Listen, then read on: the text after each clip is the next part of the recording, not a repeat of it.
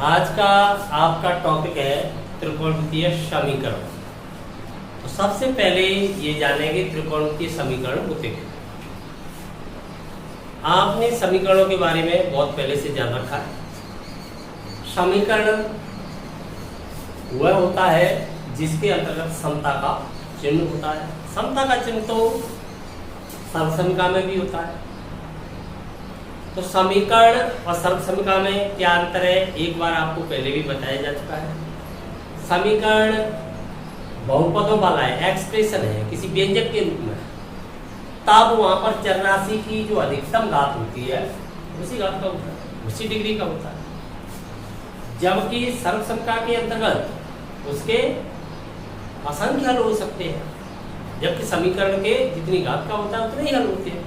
लेकिन हम यहाँ पर त्रिकोणमितीय समीकरणों के बारे में जानेंगे। तो त्रिकोणमितीय समीकरण के दो प्रकार के हल होते हैं। एक हल होता है इनका मेन सॉल्यूशन, जिसे मुख्य हल कहते हैं, और एक हल इनका होता है जनरल सॉल्यूशन, जिसे व्यापक हल कहते हैं। तो हल के बारे में चर्चा करने से पहले यह जान लें कि त्रिकोणमितीय समीकरण क्या है। ऐसा समीकरण है जिसके अंतर्गत कम से कम एक, एटलीस्ट वन ट्रिग्नोमेट्रिक फंक्शन, कम से कम एक त्रिकोणमितीय फलन अवश्य होना चाहिए। एक त्रिकोणमितीय फलन उसके अंतर्गत अंतर्विष्ट है एवं त्रिकोणमितीय फलन ही चरयुक्त होना चाहिए। जैसे मान लीजिए, आपको एग्जाम्पल से समझा रहा हूं। यहां पर मैंने लिखा साइन थीटा इक्वल 0, तो यह भी एक त्रिकोणमितीय समीकरण हो गया, क्योंकि यहाँ पर थीटा क्या एक वेरिएबल है, तो थीटा की विभिन्न वैल्यू फाइंड हो। और भी मैंने कोई लिखा यहाँ पर sine square theta minus 2 cos of theta equal 1, तो ये भी एक ट्रिग्नोमेट्रिक इक्वेशन हो गया, क्योंकि यहाँ पर थीटा इज ए वेरिएबल, तो थीटा की विभिन्न वैल्यू आएगी। परंतु मैंने यहाँ पर लिख दिया sine square pi by 4 minus x equal 0, तो यहाँ पर यह त्रिकोणमितीय समीकरण नहीं है। क्यों नहीं है? क्योंकि त्रिकोणमितीय जो आपका पद है उसके अंतर्गत वेरिएबल अंतर्विष्ट नहीं है। ये तो टोटल एक कांस्टेंट है। त्रिकोणमितीय पद भले ही है, इसमें पद चरयुक्त नहीं है। तो क्या बात समझ में आ रही है कि जो त्रिकोणमितीय अनुपात है उसी के अंतर्गत चर समाविष्ट होना चाहिए, तभी तो उसके विभिन्न मान प्राप्त होंगे, तभी उसके विभिन्न एंगल प्राप्त होंगे जो उसे सेटिस्फाई करेंगे। तो ये समीकरण जरूर है, परंतु ये त्रिकोणमितीय समीकरण नहीं है। इसे केवल बीजीय समीकरण के रूप में देखा जाएगा, क्योंकि यहाँ से एक्स की वैल्यू फाइंड होगी जो एक कांस्टेंट के रूप में फाइंड हो जाएगी। तो हम जान चुके हैं कि त्रिकोणमितीय समीकरण वह समीकरण है जिसके अंतर्गत चर राशि युक्त त्रिकोणमितीय अनुपात होना आवश्यक है। चर राशि युक्त वेरिएबल होना चाहिए उसके अंदर। तो ये त्रिकोणमितीय समीकरण है। जैसे और लिखा है यहाँ पर cos x इक्वल 0, तो यहाँ पर x वेरिएबल है, इसके अंदर x की विभिन्न वैल्यू, विभिन्न एंगल फाइंड होंगे जिन पर cos की वैल्यू हमें 0 फाइंड होगी। जबकि यहाँ पर देखते हैं तो x की वैल्यू फाइंड होगी कांस्टेंट जितनी डिग्री का है, तो ये बीजी के अंतर्गत आ जाएगा, ये त्रिकोणमितीय समीकरण कहलाएगा।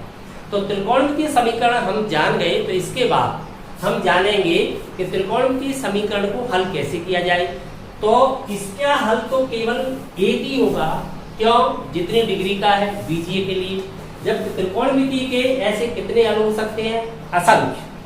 परंतु दो प्रकार के हल हैं यहाँ पर, मुख्य और व्यापक। तो व्यापक हल वह हल है वो सभी उन कोणों को बताएगा जो इस समीकरण को सेटिस्फाई करेंगे, जबकि मुख्य हल से तात्पर्य उस हल से है जो एक परिक्रमण के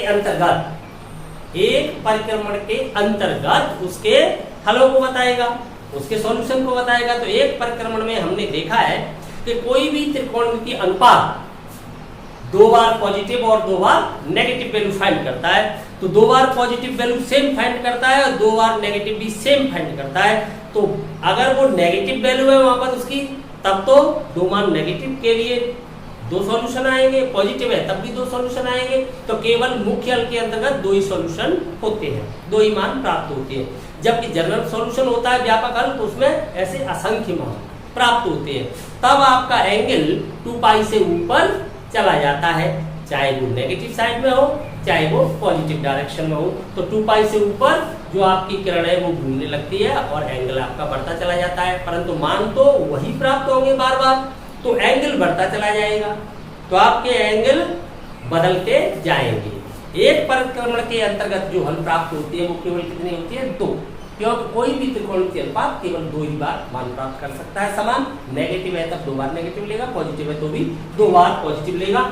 आपने देखा है ASTC ये स्थिति होती है किसी भी त्रिकोणीय अनुपात के लिए। यहाँ ऑल पॉजिटिव है तो प्रत्येक त्रिकोणीय अनुपात एक बार पॉजिटिव यहाँ लेता है, साइन है तो दोबारा यहाँ लेगा, टेन है तो दोबारा थर्ड में लेगा, कॉस है तो दोबारा उसे वही मान प्राप्त होगा।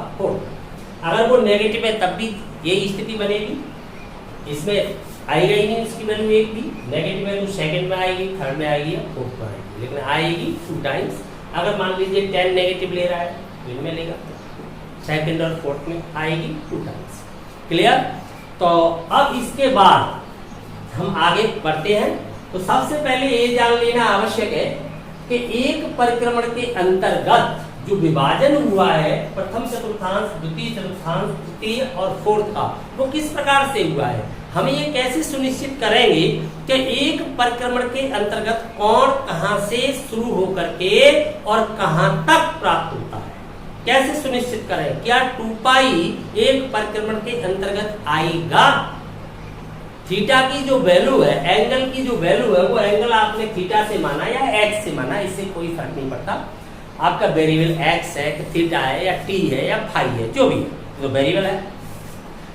तो ये बहुत महत्वपूर्ण बात है कि आप एक परिक्रमण से क्या तात्पर्य है आपका।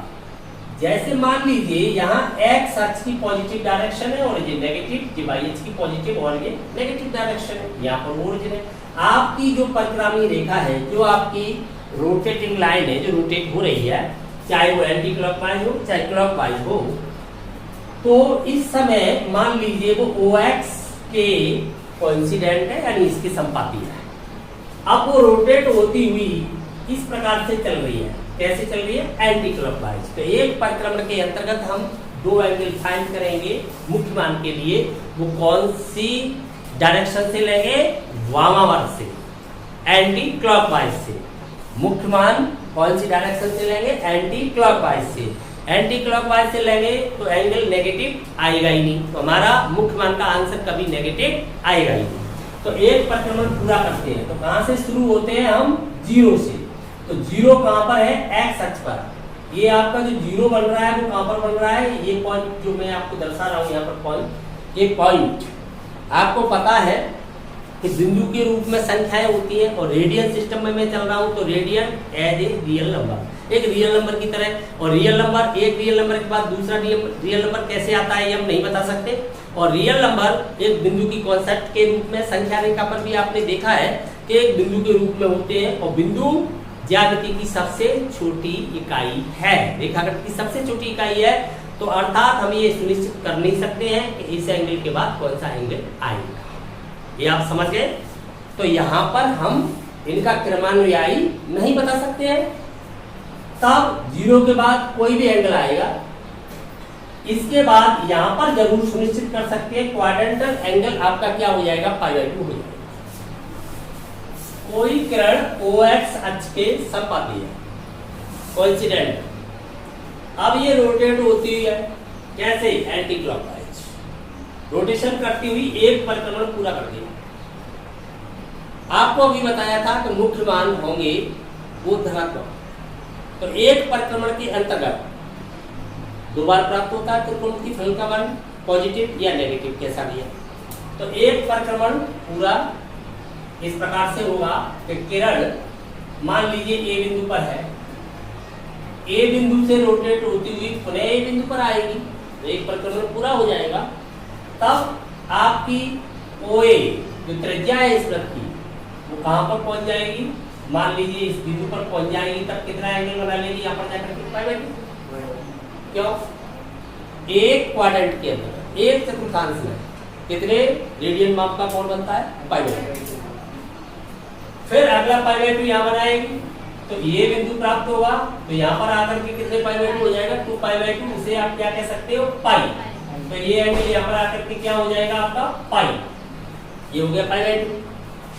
फिर यहाँ 3π/2 हो जाएगा, तो ये एंगल आपका हो गया 3π/2। अब यहाँ से आप जब परिक्रमण शुरू किया था तब कितना रेडियन था? 0। अब 0 के बाद 2π, बिल्कुल 0 के संपाती होगा, अर्थात यही बिंदु हो जाएगा, तो आपका यही बिंदु हो जाता है 2π।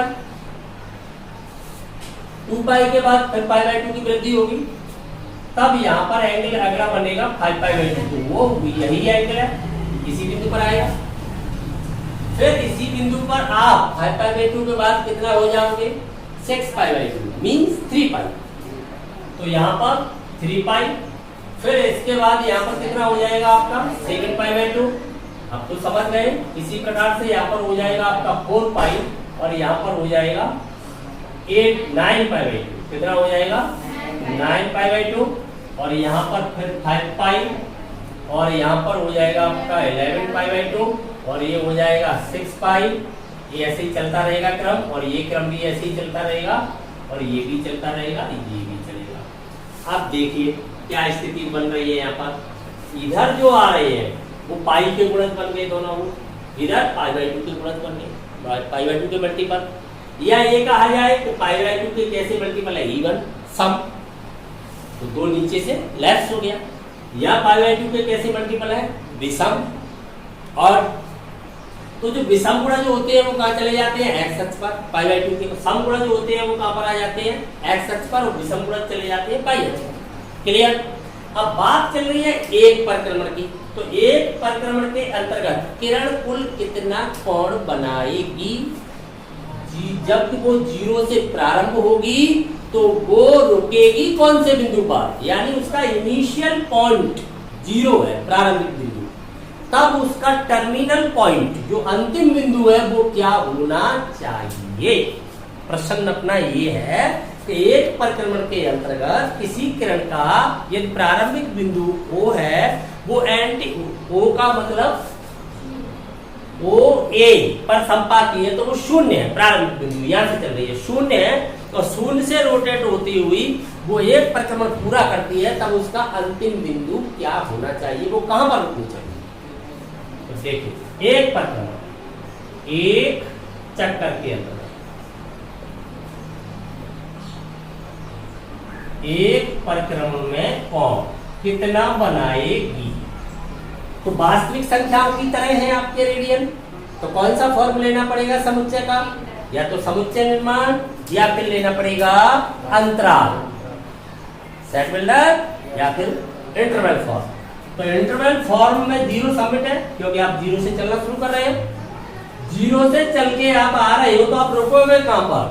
अगर आप 2π को इसमें इंक्लूड करते हो, इसी में सबमिट कर लेते हो, तो देखिए यहाँ पर 0 वही पॉइंट है जो 2π है, 2π वही है जो 4π है, कोइंसिडेंट हो रहे हैं, संपाती हो रहे हैं।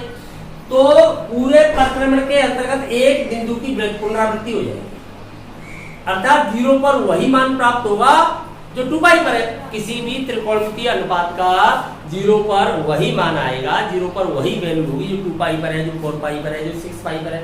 क्यों? क्योंकि वहां पर आधार और लंब की स्थिति समान होगी, और ये होते क्या है? लंब, आधार और कर्ण के अनुपात ही तो होते हैं, तो वहां पर आधार और लंब की स्थिति समान हो जाएगी, तो वैल्यू समान हो जाएगी। तो फिर 2π को पुनः सबमिट नहीं किया जा सकता, एक बिंदु की वृद्धि हो जाएगी। तो परिक्रमण के अंतर्गत जब आप 0 को सबमिट कर रहे हो तो इधर कैसा इंटरवल रहेगा? ओपन, जिसमें सिरे का मान शामिल नहीं है, तो ये कैसा होगा? Semi close, semi open. तो एक परिक्रमण पूरा हो गया। तो अर्थात इसका जो अंतिम बिंदु है वो आप निश्चित नहीं कर सकते, केवल इतना बता सकते हो कि वो 2π से पहले होगा, 2π के तुरंत पहले होगा। आप तुरंत पहले वाला बिंदु तुम कैसे बता सकते हो? रियल नंबर में हो, लेकिन इतना ही कह सकते हो 2π से तुरंत पहले वाला बिंदु इसके अंतर्गत है, परंतु 2π इसमें नहीं है। अब इसे 4 भागों में विभाजित करते हैं एक परिक्रमण को, तो जिसमें से पता चलेगा प्रथम चतुर्थांश में किरण कहां से कहां तक रोटेट होगी, सेकंड में कहां से कहां तक चलेगी, थर्ड में कहां से और कहां तक चलेगी, फोर्थ में कैसे चलेगी। तो देखिए अलग अलग डिवाइडेशन कर रहा हूं इसका।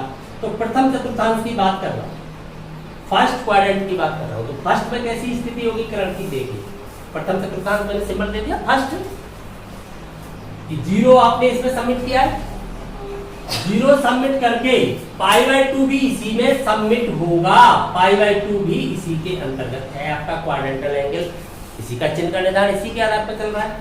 तो ये हो गया प्रथम चतुर्थांश। अब आप बात करते हो सेकंड की, तो सेकंड में आपने देखा कि π/2 जब फर्स्ट में चला गया है तो सेकंड π/2 के तुरंत बाद स्टार्ट हो जाएगा, तुरंत बाद शुरू हो जाएगा।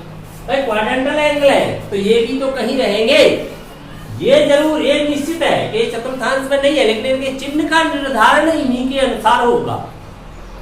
चिन्ह के निर्धारण के लिए इन्हें इन्हीं चतुर्थांश में माना जाएगा।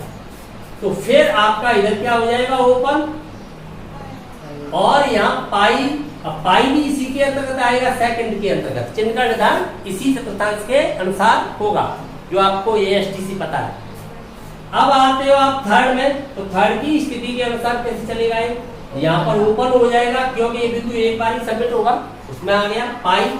अब यहाँ पर पहुंच जाते हो आप 3π/2 पर, तब 3π/2 इसी में सबमिट होगा, क्लोज हो गया।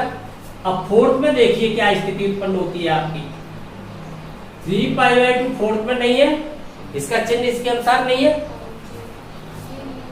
अब देखिए 2π को अगर मैं इसमें सबमिट कर देता हूं तो 2π तो वही है जो 0 है, तो एक बिंदु बढ़ जाएगा। तो क्वाड्रेंट तो टोटल जो परिक्रमण है वो एंगल तो जा रहा है 2π से पहले तक ही, तो फिर यहाँ पर भी क्या हो जाएगा 2π होगा। तो इस प्रकार से स्थिति रही, समझ में आ गई बात। अब ये आपके 4 चतुर्थांश है, तो आप मुख्य मान जब ज्ञात करोगे, मुख्य मान, तो यदि वो मान कैसा है आपका, जैसे sin x का मान आपका कैसा आ रहा है पॉजिटिव, इधर कोई पॉजिटिव वैल्यू है, पॉजिटिव वैल्यू है, तब आपको कहाँ मिलेगी, फर्स्ट में मिलेगी। फर्स्ट के बाद आपको कहाँ मिलेगी वो वैल्यू, सेकंड में मिलेगी, क्योंकि साइन फर्स्ट और सेकंड। तो कैसे वैल्यू मिलेगी वो हमें पहले से पता चल गया है कि फर्स्ट में मिलेगी वो 0 से π/2 तक हो सकती है, सेकंड में जो वैल्यू मिलेगी वो π/2 से तो अधिक होगी, पाई तक हो सकती है।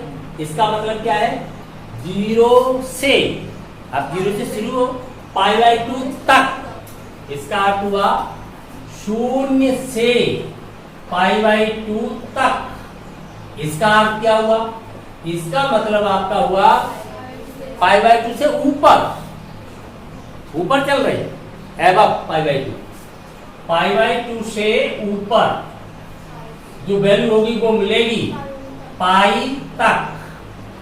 इसका अर्थ क्या हुआ, पाई से ऊपर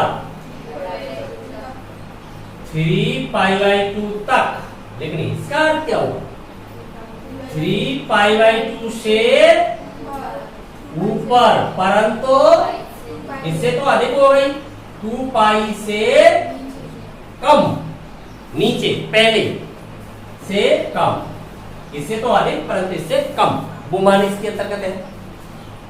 अब चिन्ह का निर्धारण STC कर ही रही है, जैसे एंगल आएगा।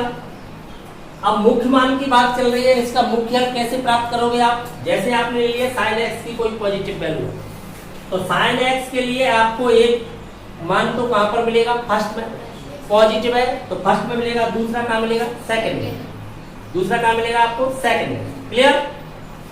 तो जो मान यहां पर आ रहा है वो आपने मान लिया कि अल्फा है, आपका मान अल्फा आ गया। अब इसके अंतर्गत दूसरी जो वैल्यू आएगी वो मान ली तुमने बीटा आ गई।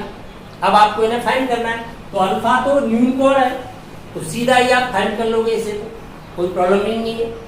सीधी वैल्यू आप जानते हो, 90 डिग्री तक के सभी मान आप जानते हो, तो वो आप यहाँ से सीधा फाइंड कर लोगे। लेकिन दूसरी वैल्यू आपको फाइंड करनी है, तो साइन की दूसरी वैल्यू फाइंड करने के लिए आपको क्या करना पड़ेगा, यदि आप बाई से इधर से आते हो तो चेंज हो जाएगा, साइन किस में कन्वर्ट हो जाता है, कॉस में। तो फिर आपको एंगल किधर से बदलना होगा, इधर से, पाई से बैक होकर के, क्योंकि एक्स से नो चेंज और बाई से क्या हो जाते हैं, जब क्वाड्रेंटल एंगल आप बाई एच वाला यूज करते हो तो चेंज हो जाता है त्रिकोण के अनुपात, sine to cos, cos to sine, interchange के नियम आपको पता है लंब और आधार की स्थिति से। अगर आप एक्स अक्ष को यूज करते हो तो ये विलुप्त हो जाता है, एलिमिनेट हो जाता है क्वाड्रेंटल एंगल और न्यून कोण के पदों में आ जाता है त्रिकोण के अनुपात। तो पाई से जाओगे तो आप बीटा जो फाइंड करोगे तो अल्फा के द्वारा फाइंड करोगे तो बीटा इक्वल क्या हो जाएगा, दूसरा एंगल पाई माइनस सीधा फाइंड हो जाएगा। तो दोनों ही आपको हल प्राप्त हो गए, समीकरण के मूल कहें इनको या हल कहें, तो दोनों ही समीकरण के मुख्य मान होंगे ये, अगर कोई भी फर्स्ट पॉजिटिव है तो। इसी प्रकार से मान लीजिए आपका कॉस आ जाता है, कॉस एक्स माने कि थीटा माने, वो तो उससे कोई फर्क नहीं होगा, पर आप वेरिएबल क्या मानते हो एंगल में। कॉस एक्स का मान भी पॉजिटिव आ जाता है, मैं पॉजिटिव बता रहा हूँ पहले सभी, मान लो ये भी पॉजिटिव है कॉस एक्स, तब एक अल्फा तो आपको यहाँ मिलेगा, चाहे कॉस से लेकर के आपके कोसेक तक कोई भी आ जाए, अगर वो पॉजिटिव वैल्यू दे रहा है तो अल्फा सबके लिए यही मिलेगी, एक वैल्यू तो पॉजिटिव के लिए यहाँ मिलेगी, लेकिन साइन के लिए तो यहाँ मिलेगी। अगर कॉस आ गया तो दोबारा पॉजिटिव यहाँ मिलेगा, कॉस आ जाता है तो ध्यान देना, कॉस आ जाएगा तो दोबारा पॉजिटिव कहाँ मिलेगा आपको, यहाँ मिलेगा, यहाँ मिलेगा। तो यहाँ आप कैसे जाओगे, इधर से जाते हो तो चेंज हो जाओगे, तो आपको किधर से आना पड़ेगा, यहाँ से वापस आना पड़ेगा, वापस आना पड़ेगा तो 2 पाई से वापस आना पड़ेगा। क्यों, जीरो से वापस आते तो नेगेटिव हो जाओगे और नेगेटिव एंगल ले नहीं सकते। क्यों नहीं ले सकते, क्योंकि हमने रोटेट कर को कैसे कराया है, एंटी क्लॉकवाइज। जो भी मुख्य होंगे दोनों पॉजिटिव होंगे, पॉजिटिव होंगे तो आप 2 पाई तक वापस आओगे।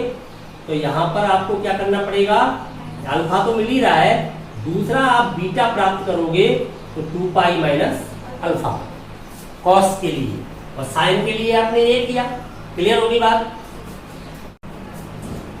अब tan की स्थिति देखते हैं, जैसे हमने यहाँ tan x लिया, tan x भी कैसा होना चाहिए, पॉजिटिव है, पॉजिटिव है तो tan कहाँ पॉजिटिव होता है, फर्स्ट में तो और पॉजिटिव है, थर्ड में जाकर फिर पॉजिटिव है, तो थर्ड में आप आओगे तो बाई एच से तो जा ही नहीं सकते हो, क्वाड्रेंटल एंगल जब बाई एच पे होगा तो चेंज कर देगा, तो आपको किधर से आना पड़ेगा, इधर से आना पड़ेगा, तो पाई प्लस हो जाओगे, पाई ये पाई है आपकी, इधर जाओगे तो ये माइनस डायरेक्शन, पाई से कम होके जाओगे तो पाई माइनस, तो इधर आओगे तो पाई प्लस, तो यहाँ पर क्या हो जाएगा फिर पाई प्लस अल्फा, बीटा की वैल्यू आप लोगे तो क्या आ जाएगी, पाई प्लस अल्फा।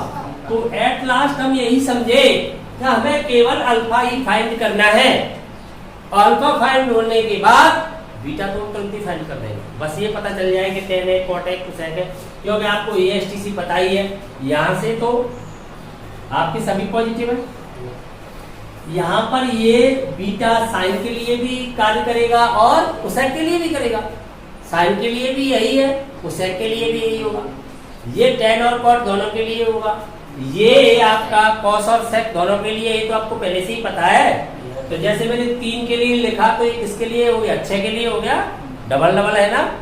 क्लियर हो गई प्लस वाली स्थिति। अब माइनस वाली स्थिति को समझिए, अगर आपकी माइनस वाली स्थिति होती है तब क्या होगा, मान लीजिए आपके साइन एक्स और जो भी त्रिकोण के अनुपात है, मैं एक साथ लिख दूं सबको, cos x, tan x, 3 के लिए ही समझ लो कैसे, ग्रेटर देन 0 तो आपने ले लिए पॉजिटिव, अब इनको कैसे ले लेता हूं, माइनस, ऐसे लिखूं, समझ जाओगे, एक ही बात है, इक्वल माइनस लिखना, ऐसे लिखना एक ही बात है, नेगेटिव, तो इनकी वैल्यू नेगेटिव हो गई। अगर कोई नेगेटिव वैल्यू होती है इनकी तब क्या स्थिति होगी, तब समझिए, तब फर्स्ट में कोई नेगेटिव लेगा ही नहीं, क्योंकि ऑल पॉजिटिव है, फर्स्ट में तो आपको अल्फा, अब यहाँ समझने वाली बात है, कैसे समझना है, नेगेटिव वैल्यू जब ये आ जाएगी तो आपको या तो सेकंड में एंगल मिलेगा या थर्ड में मिलेगा या फोर्थ में मिलेगा, इसके अंतर्गत कोई भी एंगल नहीं मिलेगा। क्लियर हो गई ये बात। तो आपका अल्फा या तो यहाँ है या यहाँ है या यहाँ, इनमें से कहीं एक जगह होगा। तो अल्फा और बीटा में क्या रिलेशन है, इस बात को समझ लेते हैं। ये आपका जो एंगल है वो एक्यूट एंगल है, न्यून कोण है, तो हमेशा ये ध्यान रखें जो मैग्नीट्यूड वैल्यू है वो बीटा की बड़ी हो गई, क्यों, रोटेशन यहाँ तक होगा तो एंगल बढ़ नहीं जाएगा आपका, दोबारा जब किरण यहाँ से घूम के फिर आगे उसी डायरेक्शन में है तो एंगल बड़ा नहीं बना लेगी वो, तो बीटा है वो आपका क्या है, ग्रेटर देन अल्फा है। आपको दो एंगल प्राप्त हो रहे हैं मुख्य मान में, और मुख्य मान वह मान है जो 0 से 2 पाई के अंतर्गत है, जो 2 पाई के युगल नहीं हो सकता। अर्थात मैं यहाँ पर x के रूप में इसे थीटा के रूप में लिखूं, तुमने x माना है तो x के लिए लिखूं, तो ये रूप हो गया x की वैल्यू आपकी, या थीटा मान रहे तो थीटा की वैल्यू जो भी आप मान रहे तो वो कहां से कहां तक होनी चाहिए, यहां से यहां तक होनी चाहिए। x इज ग्रेटर देन और इक्वल 0 बट लेस देन 2 पाई। ये इसका कौन सा है, सेट बिल्डर फॉर्म, और ये इंटरवल फॉर्म। क्लियर? तो आपकी जो वैल्यू है अल्फा की वो कहां पर होगी, सेकंड में। सेकंड से नीचे अल्फा नहीं जा सकता, तो अल्फा यदि सेकंड में है तो बीटा इनमें से कहीं हो सकता है। समझ गए ना? लेकिन आपका अल्फा का मान π/2 से कम नहीं मिलेगा, ये तो निश्चित है। तो अल्फा कैसे निकाले, या तो अल्फा फाइंड नहीं होगा, तो मान लीजिए यहाँ पर कोई अनदर एंगल मान लेते हैं, वो फाइंड होगा। जैसे कि हमने मान लिया फाई, हमने मान लिया कोई थीटा, जो एंगल फाइंड होता है यहाँ पर, जैसे मान लेते हैं कि यहाँ पर कोई एंगल फाइंड होता है। जैसे आपको दिया है साइन x इक्वल कोई भी नेगेटिव वैल्यू, तो यहाँ पर वैल्यू मान लीजिए वो आपकी वैल्यू है a। तब आप क्या करोगे, इस वैल्यू से मतलब रखोगे, माइनस की वैल्यू तो 90 डिग्री तक होती ही नहीं है, तो हम जानते ही नहीं है। ऐसे मानिए कि 90 डिग्री से ऊपर के मान हम नहीं जानते, ये मान लीजिए, और उन्हीं की सहायता से हम आगे चाहे कितनी भी डिग्री का, चाहे कितने भी रेडियन का मान ज्ञात करेंगे। तो माइनस से तो हमारा कोई मतलब ही नहीं रहा, हमें इसकी वैल्यू तो जानते ही है, पॉजिटिव से मतलब रखेंगे, तो पॉजिटिव से वैल्यू फाइंड कर लोगे, वो इसमें आएगी और पॉजिटिव। इसमें जो वैल्यू आ गई है उसको यहाँ शिफ्ट करना है, या यहाँ शिफ्ट करना है, या यहाँ शिफ्ट करना है, दो जगह शिफ्ट करना है, दो क्वाड्रेंट में शिफ्ट करना है, दो जगह नेगेटिव आएगा। तो नेगेटिव के लिए, साइन के लिए मैं शिफ्ट कर रहा हूँ पहले, तो साइन नेगेटिव कहाँ मिलेगा, या तो इसमें मिलेगा थर्ड में, या मिलेगा फोर्थ में। मैं साइन को शिफ्ट कर, क्लियर? तो साइन का नेगेटिव, ये नेगेटिव के लिए चल रहा है पूरा सिस्टम, तो यहाँ मिलेगा, तो इसमें आने के लिए तो पाई से ही आना पड़ेगा, इधर से मैं चेंज हो जाऊंगा। अब मेरे पास जो वैल्यू आई है, तो इसमें आने के लिए मुझे पाई प्लस होना पड़ेगा, तो पाई प्लस कर दूंगा। किसको करूंगा पाई प्लस में, पाई प्लस इसको, ये एंगल मिला है जो न्यू कोण, वो पाई प्लस करते ही कहाँ का एंगल बन जाएगा, थर्ड क्वाड्रेंट का एंगल बन जाएगा। क्लियर? थर्ड क्वाड्रेंट का बन जाएगा, लेकिन यहाँ पर साइन कैसा होगा, नेगेटिव होगा। साइन नेगेटिव देगा, sine pi plus angle minus sine angle, और एंगल की वैल्यू ये आई जाएगी। क्लियर? जैसे मान लीजिए उदाहरण के लिए आपको ये समझे कि साइन एक्स की वैल्यू माइनस हाफ आ गई, तो आप इससे मतलब नहीं रख रहे, आप तो हाफ से मतलब रख रहे हो, तब आप इसको ऐसे लिख सकते हो कि साइन एक्स इक्वल माइनस से तुम्हारा कोई लेना देना नहीं है। हाफ फर्स्ट क्वाड्रेंट की वैल्यू होती है आपकी π/6 की, तो ये आपका फाई बन गया, ये आपने फाई फाइंड कर लिया। फाई फाइंड करने के बाद आपको नेगेटिव फाइंड करना है, वास्तव में ये एंगल कहाँ होना चाहिए, अल्फा अपना मुख्य मान वाला। तो देखिए इसको आप कैसे लिख सकते हो, इसको लिख सकते हो sine of pi plus five mean π/6। आपने ये लिख दिया, तो ये एंगल कितना बनेगा, 7π/6। कितना बन जाएगा, 7π/6। तो 7π/6 होगा वो अल्फा। अल्फा आपको क्या मिला, 7π/6। ये वैल्यू आपकी क्या हो जाएगी, साइन ऑफ 7π/6 हो गई कि नहीं हो गई? तो 7π/6 ही यहाँ पर आ गया, अल्फा के ऊपर ये वैल्यू हो गई, आपका अल्फा हो गया। अब आपको दूसरा चाहिए, दूसरा रूल, तो दूसरा कहाँ मिलेगा, वो इससे बड़ा होगा। अल्फा आपने छोटे वाले को माना है, आगे मिलेगा उसे बीटा माना है, तब दूसरा बीटा इसमें मिलना चाहिए। तो बीटा क्या होना चाहिए, तो बीटा के लिए इधर से तो जा नहीं सकते, चेंजर लाइन है, तो कहां से आना पड़ेगा, एक्स से, एक्स 2 पाई है, तो यहाँ पर 2 पाई माइनस करोगे तो माइनस ऑफ ओपन होता है सीधा, तो आपको क्या करना पड़ेगा फिर 2 पाई माइनस 5 ये करना पड़ेगा। क्लियर? वैसे भी हम जानते हैं कि sine of pi plus angle minus sine angle, sine of 2 pi minus angle minus sine of angle, दोनों नेगेटिव देंगे, ऑटोमेटिक समझ में आ गई पूरी कहानी। तो आपका अल्फा यहाँ पर आ जाएगा थर्ड में, और बीटा आ जाएगा आपका फोर्थ। क्लियर? ये दोनों कैसे है, पॉजिटिव, ये भी अल्फा पॉजिटिव है, एंगल तो पॉजिटिव है, ये तो क्या रहा। कॉस के लिए बात करता हूँ, तो कॉस का नेगेटिव कहाँ मिलेगा, कॉस का नेगेटिव तो आपको यहाँ मिलेगा और यहाँ मिलेगा। यहाँ मिलेगा तो इस क्वाड्रेंट पे जाने के लिए आपको क्या करना पड़ता है, इस क्वाड्रेंट में जाने के लिए आपको पाई से माइनस वापस, तो ये हो जाएगा आपका पाई माइनस 5। तो ये तो आपका क्या मिलेगा अल्फा। अब बीटा का मिलना चाहिए, या मिलना चाहिए, तो बीटा आपका कैसे मिलेगा पाई प्लस अल्फा। तो एक हो जाएगा पाई माइनस अल्फा, तो दूसरा हो जाएगा पाई प्लस अल्फा कॉस के लिए। क्लियर। अब tan की बात करूं तो tan का नेगेटिव कहां मिलेगा, tan का नेगेटिव सेकंड और फोर्थ में मिलेगा, सेकंड और फोर्थ में मिलेगा। तो सेकंड में तो ये बन चुका है पाई माइनस से मिलेगा, सबके बन चुके हैं वैल्यू। आपको बस एडजस्ट कर रहा हूं, देखना एडजस्ट कैसे कर रहा हूं। यहाँ तो कोई है ही नहीं, इसमें तो कोई मिलेगा ही नहीं, ये तो छूट ही गया, केवल 3 रह गए हैं। अब 3 में से वैल्यू आपको पाई माइनस, और ये आपको पहले प्लस से फाइंड करना पड़ेगा, इसके लिए तब अल्फा बीटा सेट करना पड़ेगा। तो इसमें कौन कौन शिफ्ट हो गई है, देखो नेगेटिव वाले, तो नेगेटिव पॉजिटिव वाले हटा दो, तो 2 जगह नेगेटिव वाले लो। ASTC आपको पता है, इस सिस्टम को दिमाग में रखो, ASTC पॉजिटिव का है, ASTC पॉजिटिव का है। तो आप इसमें से नेगेटिव पर ढूंढिए, तो नेगेटिव को आपको साइन का शिफ्ट कर रहा हूँ, साइन का आपका नेगेटिव कहाँ चला गया, यहाँ चला गया साइन। तो इसमें कौन कौन आ जाएंगे, इस सिस्टम में लिख रहा हूँ मैं, साइन आ गया। तो इस सिस्टम में कौन आ गया आपका साइन, साइन। क्लियर। साइन इन दोनों को लेगा अल्फा बीटा, और इस सिस्टम में कौन आ जाएगा इसके साथ, साइन के साथ, देखिए कोसेक भी तो आएगा, कोसेक तो साइन का रेसिप्रोकल है। तो आपका साइन आ गया अल्फा के लिए, यहाँ से लेगा, दूसरा यहाँ से लेगा। क्लियर होगी बात। अब कॉस सिस्टम के लिए देखिए, तो कॉस आपका कहाँ चला गया ऊपर, कॉस, कॉस आपका कैसे ले रहा है इस सिस्टम में, एक सिस्टम आपका यो बन रहा, एक सिस्टम आपका यो बन गया। तो इस सिस्टम में आपका कौन कौन चल रहा है, देखिए साइन, समझना ध्यान से, साइन। और इस सिस्टम में आपका कौन आया, कॉस, इन दोनों से यो लेगा। ठीक है, चलो ASTC तो आपको आती है, तो ASTC से आप प्लस देख सकते हो, ये आपने पहले पढ़ लिया ASTC। अब नेगेटिव सिस्टम में आपने देखा एक साइन वाला आ गया सिस्टम, तो साइन वाले सिस्टम में आप यो चल रहे थे, इसमें कौन कौन आ जाता है आपका साइन। ठीक है, आपका कॉस आ गया। अब कॉस यो वैल्यू ले रहा है, कॉस के बाद tan को देखते हैं, तो tan कहां पर नेगेटिव है, देखिए tan नेगेटिव आपका यहाँ और यहाँ हो गया। तो tan के लिए ये सिस्टम नहीं गया, बल्कि सिस्टम अलग ही बदल गया tan के लिए, tan के लिए ये दोनों यूज हो गए। अब tan है वैसे ही कॉट है, तो कितने सिस्टम में आपको ध्यान रखना है, मैं आपको एक ही तरीका बता देता हूँ, आप ध्यान रखिए। एक ही आपको ट्रिक बता देता हूँ माइनस वाले के लिए, एक ही चीज ध्यान रखिए, यहाँ देख लीजिए।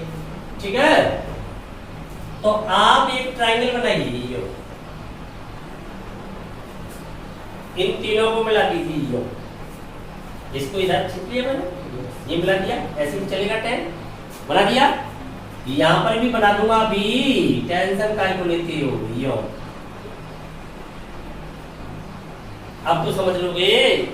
तो आपका ये आ गया, इससे इधर tan की स्थिति ये आ जाएगी आपकी tan और cot के लिए, तो इस पे लिख दूंगा मैं tan, यहाँ लिख दूंगा मैं cot, tan और tan ही लिख दूंगा अकेला, cot तो हो ही जाएगा, तो आप t लिख दो इसका, रेसिप्रोकल तो होता ही है। और ये स्थिति में दोनों को c लिख दो आप, वो तो जानते ही हो। इस स्थिति में आप s लिख दो, तो आपकी समझ में आ गया, क्या समझ में आ गया, CTS, TSC, जो भी है, जैसे भी शुरू करो, जैसे भी, तो समझ में क्या आ गया है आपका T C S या STC, या STC। तो ये क्या है, ASTC, और ये क्या है, ये भी तो STC है, लेकिन ये केवल STC है, क्योंकि इसमें तो ASTC है, क्योंकि इसमें ये काम में ही नहीं है फर्स्ट, तो ये केवल क्या रह गई है, STC रह गई है। ASTC हट गई तो क्या रह गई, STC। अब यहाँ पर क्या बन गया आपका, स्क्वायर जैसा बन रहा है, क्यों, ASTC है 4, यहाँ पर 3 ही रह गए। तो आप समझ में आ गए, कॉस के लिए यो चलोगे उसी क्रम में बाई अक्ष के अकॉर्डिंग, ये एक्स अक्ष के अकॉर्डिंग, और ये आपका सीधा कैसे चलेगा, यो मूल बिंदु से गिरती हुई रेखा के जैसे पे जाओगे आप, second to fourth, fourth to second. तो ये ध्यान रखना पड़ेगा आपको, क्या ध्यान रखना पड़ेगा, STC। ये STC का क्या रह गया, नेगेटिव में STC एक छूट। तो जब आपका नेगेटिव वैल्यू आ रही है, तो आपके मुख्य मान जो मिलेंगे वो फर्स्ट में एक भी नहीं। जो छोटे से छोटा मान होगा वो कौन से में होगा, सेकंड में होगा, सेकंड से छोटा मान नहीं आ सकता। और ये भी हमें पहले से पता है कि जो मान मिलेगा उस समय वो मान 90 डिग्री से तो बड़ा होगा, 90 डिग्री से तो बड़ा ही होगा, परंतु 2 पाई से छोटा होगा। क्लियर हो गई ना बात। नेगेटिव वाले मुख्य मान दोनों मिलेंगे, वो कैसे होंगे, दोनों में ही ये विशेषता होगी कि 90 डिग्री से तो बड़े परंतु 360 डिग्री से छोटे। क्लियर बात। अब आपने सीधा किसके लिए क्या सिस्टम किया है, माइनस वाले के लिए एक फाई फाइंड करना पड़ा है, तब फाइव अल्फा भी पाई माइनस करना पड़ा है, और बीटा के लिए ये स्थिति दूसरी वाली ऑटोमेटिक आ जाती है, तो ऐसे प्राप्त हो जाएंगे। तो एक अल्फा यहाँ पर है तो उसका बीटा यहाँ पर चला जाएगा। मैंने ये अलग अलग सबका अल्फा लिख रखा है, एक के लिए बीटा भी बता दिया था। अल्फा ही लिख रखा है, तुम तो ये मान लो सबके लिए, तो बीटा बनाने के लिए तो आप तुरंत बना लोगे ना, यही तो कहेंगे ना, ये अल्फा हुआ तो ये बीटा हो जाएगा, ये अल्फा है तो ये बीटा हो जाएगा। अब मैं हर जगह बीटा थोड़ी लिखूंगा आपके लिए, समझ गए ना। जैसे आपका ये अल्फा हुआ तो बीटा आगे वाला तो हो जाएगा, बीटा उसके साथ ही सेट होगा, दूसरे कौन से क्वाड्रेंट पर जा रहा है और किसके, जैसे मान लीजिए आपके लिए मैं साइन की बात करूं तो साइन का आपको यहाँ मिलेगा अल्फा, इसे अकॉर्डिंग यहाँ अल्फा मिलेगा तो बीटा यहाँ मिल जाएगी, साइन का ही तो लिख रखा है अल्फा बीटा दोनों, तो ये साइन के लिए अल्फा बीटा ऐसे मिल जाएंगे। अब बात करता हूँ कॉस की, कॉस के लिए जो अल्फा है तो ये बीटा बनेगा ना उसका, ये साइन का जो अल्फा है वो उसका क्या बनेगा, बीटा बनेगा कॉस के लिए। क्लियर होगी बात, तो ये बीटा बन जाएगा उसके लिए। अगर टेन की बात करूं तो टेन का ये अल्फा है तो ये बीटा बनेगा। क्लियर, कोई शक। तो इस प्रकार से फाइंड करेंगे हम मुख्य मानों को। तो जो मुख्य मान होते हैं या मुख्य हल होते हैं त्रिकोणमितीय समीकरण को कितने होते हैं, 2, उनमें छोटे वाले को हमने क्या मान रखा है अल्फा, उससे जो बड़ा होगा संख्यात्मक रूप में बड़ा, किरण अधिक रोटेट हो जाएगी, वो क्या मान लिया बीटा। तो फाइंड करने का सिस्टम आपकी समझ में आ गया।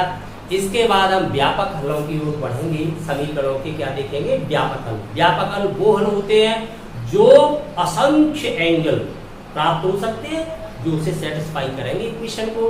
तो व्यापक हलों की चर्चा करेंगे हम अगले एपिसोड में, है समझ गए ना। अगले एपिसोड से मतलब नेक्स्ट क्लास में। तो नेक्स्ट क्लास में हम जनरल सॉल्यूशन का आनंद लेंगे। तब तक इनको अच्छी प्रकार से समझ लीजिए। कहीं पर किसी प्रकार की कोई भी समस्या है तो बता सकते हो। अगले नेक्स्ट एपिसोड के लिए विशेष महत्वपूर्ण बात क्या है, व्यापक हल। व्यापक हल यदि आपकी समझ में आ गई तो समझ लीजिए आपको 12th में भी कहीं भी कोई प्रॉब्लम नहीं आएगी, त्रिकोणमितीय समीकरण में कहीं भी प्रॉब्लम नहीं आएगी, क्योंकि मुख्य मान के द्वारा ही व्यापक हलों को प्राप्त किया जाएगा। तो मुख्य मान में जो अल्फा है आपका, जो छोटा वाला एंगल है, वही विशेष भूमिका निभाएगा, इसकी महत्वपूर्ण भूमिका रहेगी। इसलिए इनको समझना पहले आवश्यक था। इनको समझाए बगैर हम व्यापक हल की ओर नहीं जा सकते। तो उनकी चर्चा करेंगे नेक्स्ट क्लास में। जुड़े रहिए महत्वपूर्ण पॉइंट के साथ।